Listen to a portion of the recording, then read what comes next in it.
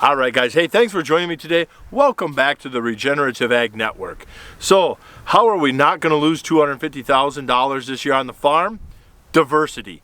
The soil health principle of diversity. Let's rewind time. The year 2003. I sat on the porch and cried a lot because we had to get rid of the dairy.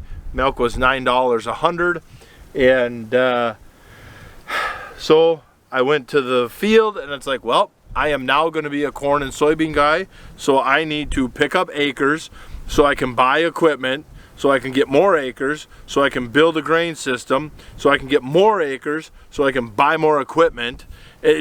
We started down this toilet bowl spiral of debt and never ending, But at that time I was watching the Ken Ferry, what was that Corn College and Ag PhD, and I was like, yeah, we're gonna top yield, insecticide, every in-furrow treatment you could get, run the best fertilizer program, this, that, and the other stuff. It seemed like everybody else was making a whole lot better living off of my money than I was, off of my land. It seemed like I supported many people except myself. Finally, we just kind of looked at it, me, wife, and the banker were like, we need to do something else. Can you help, to the bank, like, we're gonna try and go alternative here. Can you just stand behind us while we figure this out? The bank's like, pay your bills, we don't care. Deal. And so we started into no-till. And what happened is, I proved that no-till don't work here. Because for them first 2 years of no-till, that soil when we were doing tillage was just tight, but we busted that up every fall. Now we went to no-till, that soil got tight, and we were still doing corn bean. We weren't paying attention to be a little careful when it's wet in the field, that kind of stuff. We were still conventionally farming no-till ground, and it got tight, and it got hard. Oh man, it got hard. Jeez. You'd put near, my soil probe would bend. You'd go to stab in the ground, and it'd boink, and sparks would fly. Oh, it was hard. So then we brought in the strip till to be kind of that stepping stone, that transition. And we brought in cover crops, and we changed the rotation. So the diversity, now fast forward to today, we can do things. What have we learned from the old time farmers is by using crop rotation, we can eliminate some of our insecticide and pesticide applications. We can eliminate some of our herbicide dollars and keep them in our pocket because of the rotations. By keeping residue on the ground and all them little things, we can start to save a little bit of money. Same with that crop rotation, by having that diverse rotation in there. So instead of corn and beans, we now have a specialty soybean market. I'll get to more on him in a second. We got corn, we got barley, we got winter rye, plus the straws behind that. The cattle, the hay, the cattle, we're doing the retail meat, the hay market, and I think that's all for now. And so the specialty soybean market. So when I tell people find these alternative markets, they don't just fall in your lap. You're not just out in your yard one day and somebody comes onto your farm and is like, hey, would you like to grow these $13 or this double commodity price product for us? Well, yeah, it just doesn't work that way. I had called this company. We are still working with this company, playing phone tag and email tag to get seed up here to try and put in 20 acres of specialty soybeans. The great part about it is once you get in with this company, they've got 5 different markets to work with between the soybeans and the peas.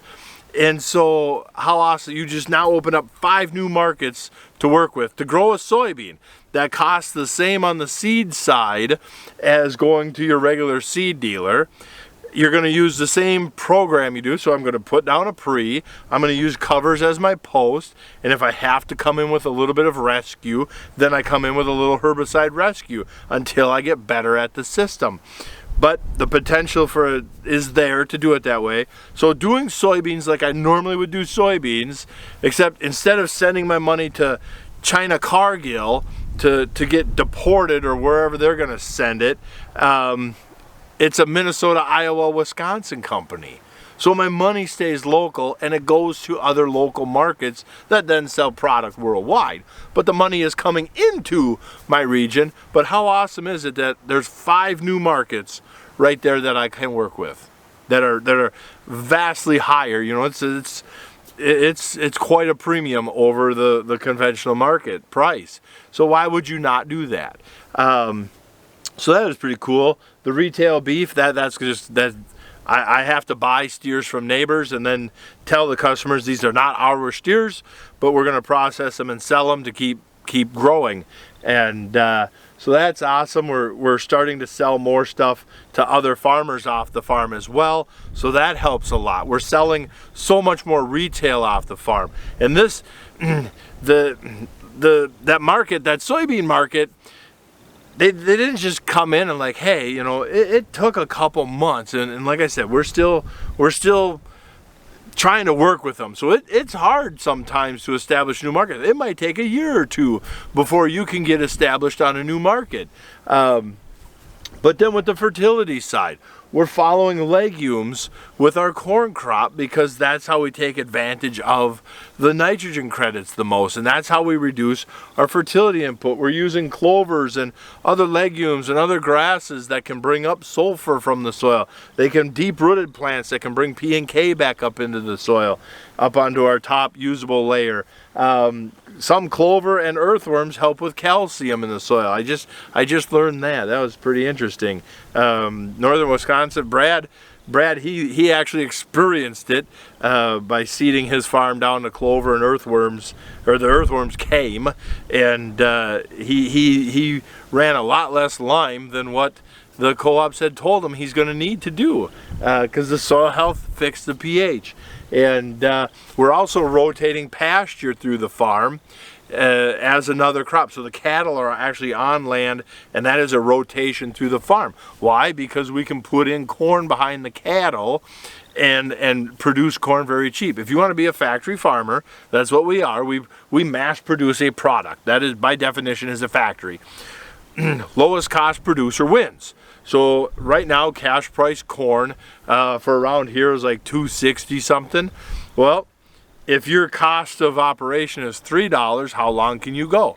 If your cost of operation is $2.59, how long can you go? You're going to go a whole lot longer than the guy that's at $3.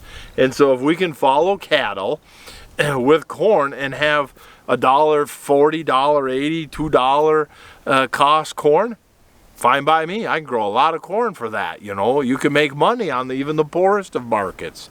The diversity, it's helping our soil, the compaction, it's helping with the amount of runoff. That means if there's less runoff, that we have more water in. So we're starting to build the system where we can drought-proof the farm.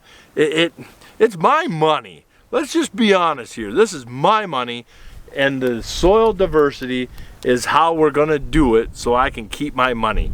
The other cool part is we're breaking up our harvest and planting cycle. So instead of the big rush of, oh, I've got 700 acres of corn and beans to do and I need to work around the clock and oh, rain's coming, blah, blah, blah, all them stresses. All them stresses of getting 2 crops in at the exact same time. We're like, okay, we got corn to put in, a little bit of soybean, and a little bit of barley. We'll just boom, boom, boom, one at a time, get them done, and it's there. But the hay, when it comes time for harvest time, then in the fall, it's the same thing. We don't have 700 acres or 350 acres of beans that we got to try and beat the weather, because we're going to have a couple hundred acres that we're going to be harvesting in August, September. And so with that August, that staggered harvest time, it takes that burden, that mental health, mental stress off of, I need to get this block of soybeans out before the ground turns to crap, before the snow comes. Now we only have a little bit of soybeans. I hope that market grows some, but it's still only going to be a small percentage. So by staggering that harvest, it allows me to just live my life better. My quality of life is so much better. And then as well as the weather. What if it's just a super, super soaking wet but hot year? it might not work very good for some of the cereal crops, but the corn and beans might do terrific. The alfalfa and the grass crops might do terrific. What if it's a little on the drier year?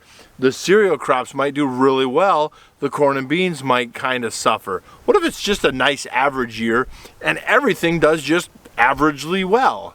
You know, just a smidgen above average or average. I'm happy with average across the farm. I can do very well if I do average across the farm between all these different outlets or markets. And so, yeah, I don't know what more to say, guys. I don't know what more to say. I have a lot of fear for the future of farming. If you're a sparrow landed right there on the camera. I worry for the farmers that say it don't work here. The farmers that are like, hey, look how much money we lost. The farmers that, and then do the same thing every year. Or the neighbors that have complained in your neighborhood. Every spring they complain about input prices and markets, and every fall they complain about markets and costs. And if they keep doing the same thing over and over, I'm afraid between regulations and cash flow, a lot of them will be gone. I don't want to see that. I want to see small farmers. I want to see family farm. I want to see a grandpa, a dad, and a son having 3,000 or 4,000 acres for the 3 families, and just making a joy out of it. That's how it's supposed to be. It's not supposed to be, well, we got 1,200 acres and we still have to have an off-farm job. That's not right. That we need to do better than that. And so, guys, thank you very much for watching.